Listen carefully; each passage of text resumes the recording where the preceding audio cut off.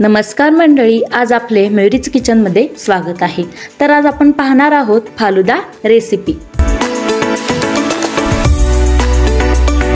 1 litre दूध, 2 भांड्यांमध्ये एक अर्धा लिटर असं दूध घेतलेलं आहे। अर्धा लिटर दुधामध्ये फालुद्याचं मिश्रण मिक्स करून घ्यायचं आहे। अशा प्रकारे आपण मिक्स करून घेऊ फालुद्याचे मिश्रण दुधामध्ये।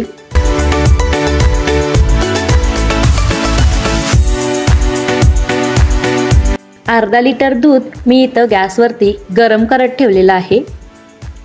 आपण मिक्स केलेलं दूध दुधामध्ये मिक्स करून घ्यायचं आहे।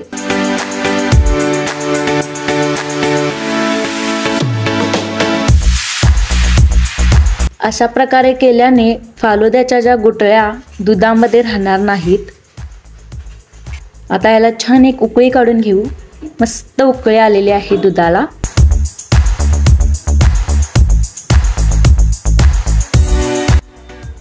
मी ग्लासमध्ये आपल्या इच्छेनुसार आपण butterscotch, vanilla flavour, strawberry flavour ice cream घेऊ शकता।